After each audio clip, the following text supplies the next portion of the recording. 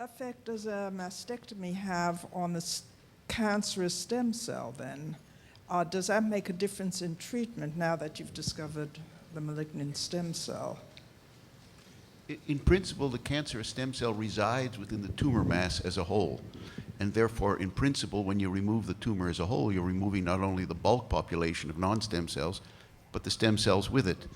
The issue always in surgery is the unpleasant possibility that maybe before the surgery was undertaken, certain stem cells have actually spread to, cancer stem cells have actually spread to other tissues in the body, in which case the mastectomy will not deal with those already disseminated cells. And of course, another interesting aspect of it is the fact is that if you're treated with lumpectomy, you require radiation to the rest of the breast, even though the rest of the breast, under the microscope, would look normal. You don't see cancer cells in the rest of the breast, but you still have to radiate the breast to prevent a local recurrence in that area. So that's an interesting observation, all right? And what that means from a stem cell point of view is? So Bob's being modest. Bob found a few months ago published. I've never been accused of that before.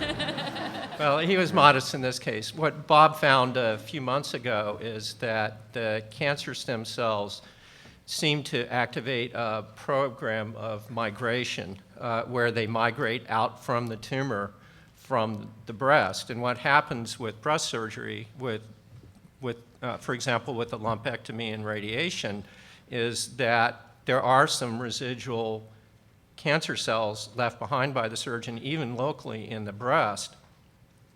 And that's why you need to have radiation. Well, Bob's findings suggest that these cells that migrate, these cells that you need to radiate are actually, appear to be, at least some of these cells seem to be the cancer stem cells. And there's other evidence.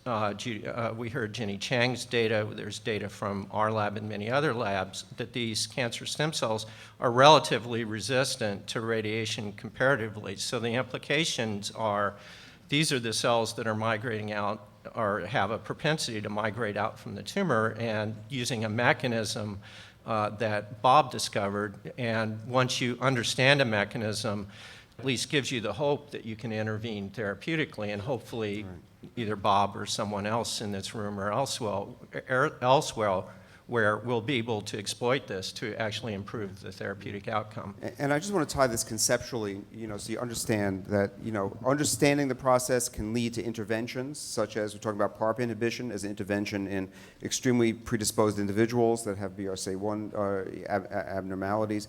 And some of the interventions may be as simple as diet and exercise, and even the most highly predisposed individuals can delay the onset of their disease with a simple lifestyle change that we should be doing for other health reasons. So increasing sophistication of understanding can lead to very sophisticated interventions involving specially designed molecules, but it can also lead to recommendations such as diet, exercise, eating well, taking D to replace what sunlight would do for us.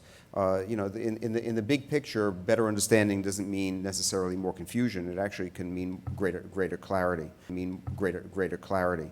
Hope, and then I'm going to ask Charlotte a question. It actually fits in well with what we know from clinical data, clinical trials that have shown that if you have a mastectomy versus lumpectomy and radiation, as long as you've removed the primary tumor, that long-term outcome is similar.